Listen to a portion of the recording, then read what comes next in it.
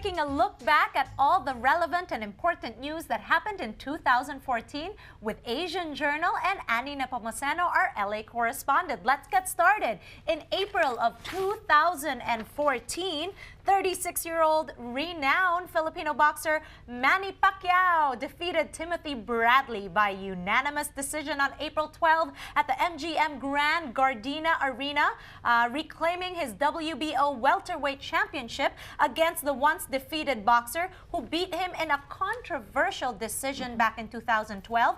And as we know, this November, Pacquiao also dominated the ring once again. So he's really the pride of the Philippines at nga ang daming nagsasabi, pag lumalaban si Pacquiao ay talagang walang crime ang nangyayari sa Tigil Pilipinas. lahat nasa bahay, walang traffic, yes, and everything. Pero I think, you know, what the fans are really asking for is for him to fight Floyd Mayweather Jr., di ba? I think there are talks as of now and we're very patient in waiting for this to finally happen. Sana 2015 will be the year that Manny gets in the ring with Floyd Mayweather. Sana nga matuloy yun, ano? Ang daming nagka-clamor nun. So ngayon, let's talk about what happened in May 8th. The PNP seizes a Chinese boat in Western Philippine seas. The Philippine National Police seized a Chinese fishing boat in the disputed West Philippine China Sea in additional flare-up of the tensions in the oil and gas-rich waters that are claimed wholly or in part by 6 Asian nations. The seized boat had 11 crew and over 500 turtles on board. In November, a Philippine court convicted 9 of the fishermen for poaching and taking several endangered sea turtles. They were fined 100,000 and 100,003 each, but did not receive a jail term. Yes, pinag-usapan talaga ito, Annie, because how do you determine the area of the seas, yeah. Of the seas, and this has been a long-standing dispute. I remember my father used to work for the Natural Resources Minister. He was undersecretary, and that has always been an issue. He was always there, and there was a long-standing dispute, and there's also this concern about protecting the endangered species in the area. All right, so let's move on to June 2014.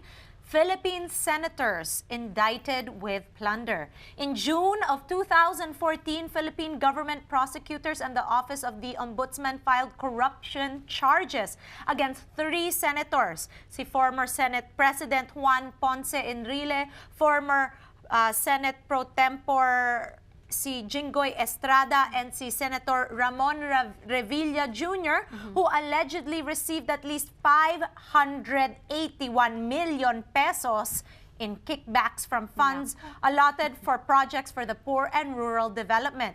Enrile, Estrada, and Ramon were charged with plunder, which carries a maximum penalty of life imprisonment without bail. Also indicted were about a dozen others, including businesswoman Janet Napoles, and she allegedly created dummy aid organizations used as fronts to receive government funds intended for livelihood projects, and from where the kickbacks were obtained. The senators and Napoles, the main conduit of the funds, initially denied involvement in what was known as the pork barrel scam, which in turn triggered public outrage and a massive anti-corruption rally in Luneta Park last year. So I know a lot of my friends were there at that rally at galit na galit talaga mga tao. Yes, Facebook was flaring up with everyone called to action for people to go to Luneta for that Million-Man March? Yes, Million March. Yes, the Million March. So talagang marami na talaga yun. They really speak their minds out against corruption.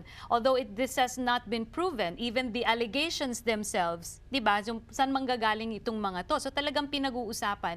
And I think that talagang dapat ngayon, yung marami na talagang nagsispeak out ngayon. We are now in a generation na talagang malakas na ang mga loob ng mga Pilipino na magsalita, especially dito sa mga bagay na itong mga things na dapat hindi na nangyayari sa ating society. Oo. Diba? And I think social media has a lot to do with it because people are involved. Yeah. They can speak their minds and they can share it. At talagang Twitter was really on fire with a million march. Yes, Oo. exactly. So galit na galit ang mga tao dahil sinasabi nila they work hard, tapos yung mga pera na galing sa taxes nila saan napupunta?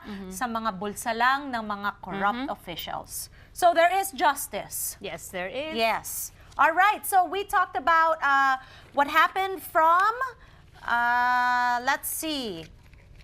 Maybe we can talk about the rise of ISIS or ISIL. That's right. Okay. Diba?